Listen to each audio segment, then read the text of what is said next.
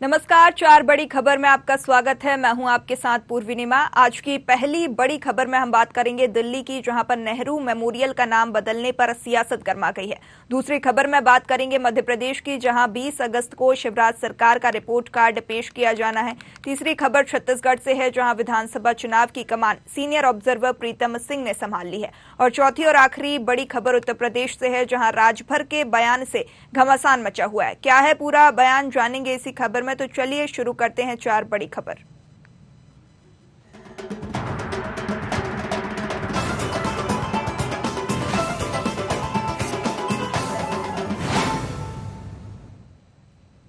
केंद्र सरकार ने 14 अगस्त को दिल्ली स्थित नेहरू मेमोरियल का नाम बदलकर प्रधानमंत्री मेमोरियल कर दिया है। बता दें, 3 दिन बाद गुरुवार को इस पर कांग्रेस सांसद राहुल गांधी ने कहा है कि नेहरू जी की पहचान उनके कर्म है, उनका नाम नहीं। स्वतंत्रता दिवस के एक दिन पहले नई दिल्ली के 3 मूर्ति परिसर स्थित नेहरू मेमोरियल म्यूजियम का नाम बदलकर प्रधानमंत्री म्यूजियम एंड लाइब्रेरी कर दिया गया था। इसी साल 15 जून को रक्षा मंत्री राजनाथ सिंह की अध्यक्षता में हुई बैठक में इस पर फैसला लिया गया था। 1929 से 1930 में बना 3 मूर्ति हाउस भारत में कमांडर इन चीफ का आधिकारिक निवास हुआ करता था। अगस्त 1948 में यह स्वतंत्र भारत के पहले प्रधानमंत्री जवाहरलाल नेहरू का आधिकारिक निवास बन गया था। देखिए, बड़ी खबर आपको बता रहे हैं, जहां नेहरू मेमोरियल का नाम बदलकर अब प्रधानमंत्री मेमोरियल एंड लाइब्रेरी कर दिया गया है, जिस पर अब राहुल गांधी का बयान सामने आया है। उन्होंने नाराजगी जताते हुए कहा है कि नेहरू जी की पहचान उनके कर्म है, उनका नाम नहीं। स्वतंत्रता दिवस से एक दिन पहले नई दिल्ली के 3 मूर्ति परिसर स्थित नेहरू मेमोरियल म्यूजियम का नाम बदलकर प्रधानमंत्री म्यूजियम एंड लाइब्रेरी कर दिया गया था। बता दें, इसी साल 15 जून को रक्षा मंत्री राजनाथ सिंह की अध्यक्षता में एक बैठक हुई थी, जिसमें यह फैसला लिया गया था। 1929 से 1930 में बना 3 मूर्ति हाउस भारत में कमांडर इन चीफ का आधिकारिक निवास था। अगस्त 1948 में यह स्वतंत्र भारत के पहले प्रधानमंत्री जवाहरलाल नेहरू का आधिकारिक निवास बन गया था। बड़ी खबर आपको बता रहे हैं, जहां पर केंद्र सरकार ने 14 अगस्त को दिल्ली स्थित नेहरू मेमोरियल का नाम बदलकर प्रधानमंत्री मेमोरियल कर दिया है। अब इस पूरे मामले में सियासत बढ़ती जा रही है। वहीं 3 दिन बाद गुरुवार को इस पर कांग्रेस सांसद राहुल गांधी का बयान सामने आया है। नेहरू जी की पहचान उनके कर्म है, उनका नाम नहीं। स्वतंत्रता दिवस से एक दिन पहले नई दिल्ली के 3 मूर्ति परिसर स्थित नेहरू मेमोरियल म्यूजियम का नाम बदलकर प्रधानमंत्री म्यूजियम कर दिया गया है।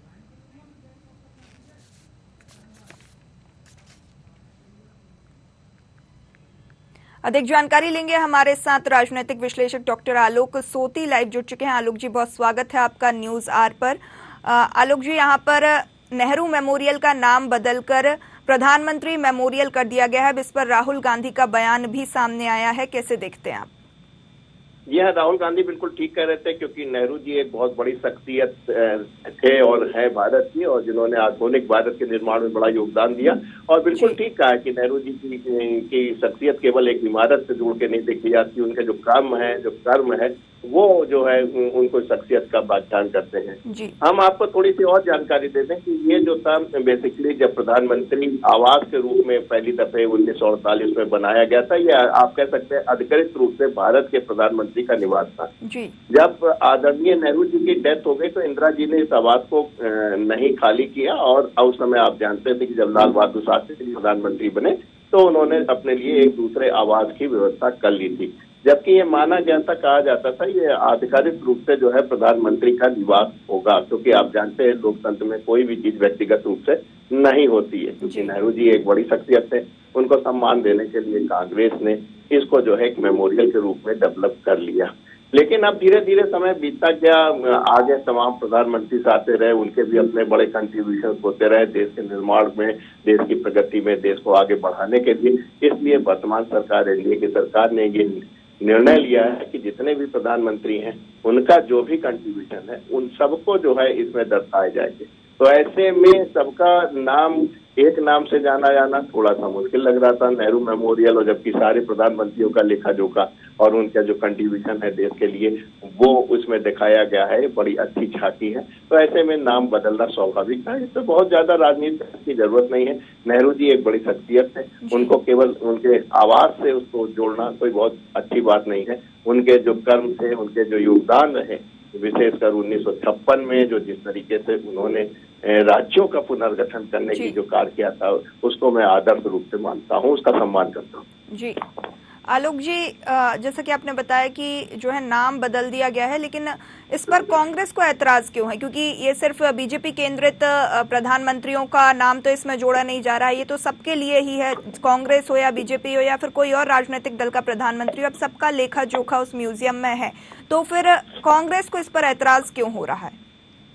देखिए, राजनीति में अगर आप अपनी पार्टी को लॉन्गेविटी देना चाहते हैं, अपने लोगों को बताना चाहते हैं कि हमने ये काम किए, तो उसके लिए इस तरीके के स्मारक बनाना, आप देखते हैं बड़ी बड़ी मूर्ति बनाना और बड़ी बड़ी इमारतें बनाना, तमाम खेल और प्रतियोगिता से संबंधित या राष्ट्र से संबंधित पुरस्कारों को उसमें दिया जाता है, और तमाम पढ़ाई लिखाई के संस्थान हो, चाहे आपके खेल कूद के संस्थान हो, ऐसे में जो है राजनीतिक पार्टियां जो है अपने बड़े जो राजनेता हैं, इवन पार्कों के नाम भी आपने देखे हैं, विश्वविद्यालयों के भी नाम देखे हैं, इस नाम को दिए जाते हैं जिससे कि उनकी जो यादें हैं जीवित रहे और उनकी जो मशाल जलाई है, यानी जो पार्टी है उसको लॉन्गेविटी देने के लिए उनके द्वारा जो कार्य किए गए हैं उसको हम आगे अपनी आने वाले समय में उनको हम लोग भुना सके, यानी पॉलिटिकल पार्टी जो है अपने फेवर में उसको खड़ा कर सके कि हमारी विचारधारा ये थी, हमारी पुरानी पार्टी ये है। इस वजह से जो है राजनीतिक पार्टी जो है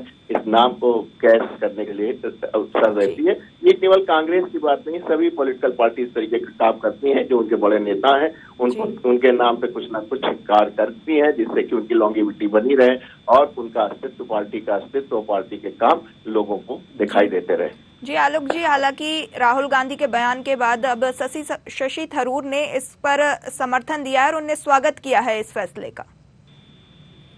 जी हाँ, बिल्कुल सही। शशि थरूर एक बहुत पढ़े लिखे इंटेलेक्चुअल हैं, बहुत अच्छी किताबें लिखते हैं और हमको लगता है कि इस समय वर्तमान कांग्रेस में वो काफी सबसे इंटेलेक्चुअल श्रेणी में, नंबर 1 की श्रेणी में आते हैं। तो ऐसे में उनका भी बिल्कुल मानना है कि नेहरू जी ने जो कार्य किए हैं, जो नेहरू जी का विजन था, नेहरू जी ने जो देश को आगे बढ़ाया है, विशेषकर ऐसी कठिनाई के समय जब आप देख रहे थे पार्टीशन हो रहा था, देश को फिर से एक नव निर्माण करना था, तो नेहरू जी का कंट्रीब्यूशन जो है आप कम नहीं आंक सकते हैं। हाँ, पॉलिटिकल पार्टी चाहती हैं कि जिस पार्टी से आए हैं, जो नेहरू जी का योगदान है, उसको भी आगे जो है हम यूज कर सकें। इसलिए इस तरीके की जो आवास होते हैं या नाम होते हैं या विश्वविद्यालयों के नाम होते हैं, आदि इत्यादि खेलकूद संस्थाओं के नाम होते हैं, वो रखे जाते हैं। जी आलोक जी, बहुत बहुत शुक्रिया अधिक जानकारी हम तक साझा करने के लिए। हमारे साथ लाइव थे राजनीतिक विश्लेषक डॉक्टर आलोक सोती, जिन्होंने बताया कि ये बहुत ही अच्छा फैसला यहाँ पर सरकार द्वारा किया गया है, जहां पर नेहरू मेमोरियल का नाम बदलकर अब प्रधानमंत्री मेमोरियल एंड लाइब्रेरी कर दिया गया है। इसी के साथ बढ़ेंगे अगली बड़ी खबर की ओर, जहां मध्य प्रदेश में विधानसभा चुनाव को अब ज्यादा वक्त नहीं बचा है। ऐसे में शिवराज सरकार 20 अगस्त को अपना रिपोर्ट कार्ड जारी करने जा रही है। 5वीं बार सत्ता पर काबिज होने के लिए भारतीय जनता पार्टी अब जनता के बीच बदलाव की तस्वीर रखेगी। बता दें कि बुधवार को दिल्ली में केंद्रीय गृह मंत्री अमित शाह के साथ मुख्यमंत्री शिवराज सिंह चौहान और भारतीय जनता पार्टी प्रदेश अध्यक्ष वी डी शर्मा की बैठक हुई, जिसमें तय हुआ कि 20 अगस्त को शिवराज सरकार का रिपोर्ट कार्ड जारी किया जाएगा। रिपोर्ट कार्ड के जरिए बीजेपी सरकार अपनी नई जन कल्याणकारी योजनाओं को आगे लाएगी और लोगों को बताएगी, सामने लोगों के पेश करेगी। बीजेपी सरकार ने नई नीतियों पर काम किया है और इससे जनता को कितना फायदा हुआ है। पार्टी सूत्र बताते हैं कि केंद्रीय गृह मंत्री अमित शाह 20 अगस्त को मध्य प्रदेश की बीजेपी सरकार के रिपोर्ट कार्ड को जारी करने के लिए भोपाल आ सकते हैं। साथ ही एक बड़ा कार्यक्रम आयोजित करने पर भी मंथन किया जा रहा है। बता दें, इस कार्यक्रम में समाज के सभी वर्गों के युवाओं, बुजुर्गों, किसान, नौजवान, महिलाओं के साथ साथ कर्मचारियों और प्रबुद्ध जनों को भी आमंत्रित किया जाएगा। कार्यक्रम में सरकार की योजनाओं के साथ उनके जरिए वर्गवार क्षेत्र में हुए बदलाव के आंकड़े भी रखे जाएंगे। अधिक जानकारी लेंगे, हमारे साथ रमेश शर्मा वरिष्ठ पत्रकार जुड़ चुके हैं। रमेश जी, बहुत स्वागत है आपका न्यूज आर पर। यहाँ पर विधानसभा चुनाव के मद्देनजर यहाँ लगातार राजनीतिक दल सक्रिय हैं। इसी कड़ी में 20 अगस्त को गृह मंत्री अमित शाह भोपाल आने वाले हैं और यहाँ पर इस पूरे ही मामले में आपका क्या कहना है? देखिए, निश्चित रूप से ये तैयारियां जो चल रही हैं, इस बार का चुनाव क्योंकि प्रतिष्ठा का प्रश्न है दोनों पार्टियों के लिए जी। और भारतीय जनता पार्टी कोई ऐसी चीज नहीं छोड़ना चाहती। कहीं ना कहीं लंबे समय तक सरकार में रही तो थोड़ा बहुत रह सकता है, तो उन सबको वरिष्ठ नेता खासतौर से दिल्ली हाईकमान के लोग आकर के सबको एकजुट करें, ये उसकी एक कोशिश है। और इसी कोशिश में जो उन्होंने आज उसने उम्मीदवार 39 उम्मीदवार घोषित किए हैं, उसी कोशिश में है कि वो कांग्रेस से एक कदम आगे रहना चाहते हैं, संगठन को मजबूत करना चाहते हैं। कांग्रेस इसी लाइन पर काम कर रही है। जी रमेश जी, यहाँ पर report card Bharatiya Janata party पेश करेगी, नई और जन कल्याणकारी योजनाओं को जनता के सामने रखा जाएगा।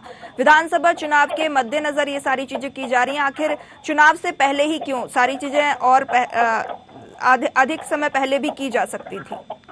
देखिए, भाजपा रिपोर्ट कार्ड तो वो पिछले 2 वर्षों से ले रही है। अगर आप देखेंगे तो ये अमित शाह जी की भी मध्य प्रदेश की तीसरी चौथी यात्रा है, प्रधानमंत्री जी कर चुके हैं। ये लगभग रिपोर्ट कार्ड तो उन्होंने इस बार सरकार में आकर के प्रति वर्ष लिया है, हर उम्मीदवार से लिया है, हर विधायक से लिया है और संगठन के लोगों से भी लिया है। ये अलग बात है कि इस बार वो जो विधानसभा वार बैठ के कर रहे हैं, उस विधानसभा वार बैठक करके नतीजे पर पहुंचना चाहते हैं कि कौन सा ऐसा विधायक है जो उनका सिटिंग एमएलए है जो अपने क्षेत्र में अच्छा काम कर रहा है, जिसको वो रिपीट करें। इस बार वो उम्मीदवार भी बहुत सोच समझ करके घोषित करने वाले हैं। जी रमेश जी, क्या कुछ योजनाएं और भारतीय जनता पार्टी ला सकती है जनता के लिए, और इस पर विपक्ष की क्या प्रतिक्रिया देखने को मिल सकती है? देखिए, इस समय तो भाजपा 2 ही चीजों पर काम करेगी। एक तो ये कि उनके सरकार को लेकर के अगर उनके समर्थक मतदाता में थोड़ी सी असहजता को किस प्रकार दूर की जाए, इसके लिए उन्होंने मतदाताओं के साथ जाकर के चाय का जो बनाया है, ये उन्होंने बनाया है। दूसरा, वो ये प्रचार भी करना चाहेंगे कि उनकी जो योजनाएं उन्होंने घोषित की हुई हैं, वो योजनाएं कांग्रेस के घोषणाओं वादों से अपेक्षाकृत ज्यादा है और बहुत संभव है कि एक आध महीने में भाजपा कुछ और ऐसी जन हितैषी लोक लुभावन घोषणा कर सके, जैसे कि उन्होंने लाडली बहना पर की है। हो सकता है कि इस बीच में अभी हफ्ते 15 दिन में 1000 से बढ़ा करके वो कुछ और रुपए कर दें। ये काम भी वो करना चाहते हैं। तो तीसरा, वो इस बात पर कोशिश करेंगे कि वो कहीं ना कहीं चुनाव की घोषणा तक उनके अगर सारे के सारे यहाँ पर ये बड़ी खबर हम आपको बता रहे थे, जहां मध्य प्रदेश में विधानसभा चुनाव को अब ज्यादा वक्त नहीं बचा है। ऐसे में शिवराज सरकार 20 अगस्त को अपना रिपोर्ट कार्ड जारी करने जा रही है। बता दें, 5वीं बार सत्ता में काबिज होने के लिए बीजेपी अब जनता के बीच बदलाव की तस्वीरें रखेगी।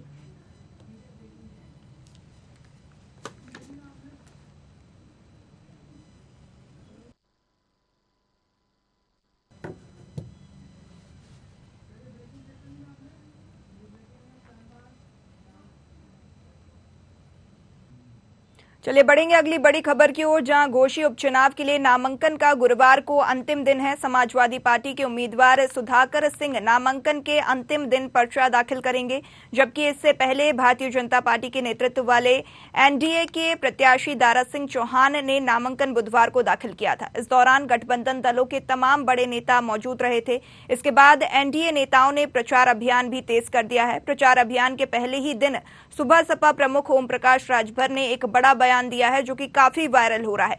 दरअसल नामांकन के बाद ओम प्रकाश राजभर ने प्रचार अभियान शुरू कर दिया था। प्रचार अभियान के दौरान सुबह सपा प्रमुख अखिलेश यादव को खुली चुनौती देते हुए नजर आए हैं। आइए सुनवाते हैं उन्होंने आगे क्या कुछ कहा।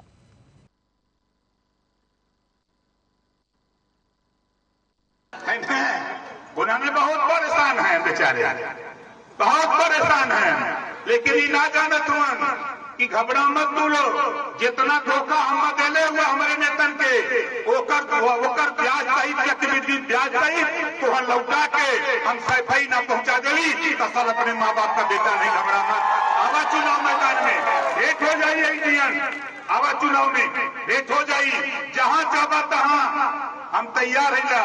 हम लोग तो हमेशा तैयार रहिला।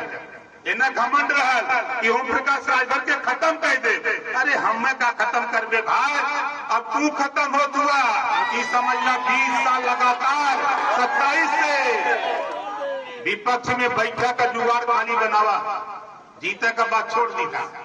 बोला सही कहते गलत कहते हिया बदे खाली चौहान राजभर चापा सब बटुल जाई होना बटुल जाए कि ना बटुल जाए।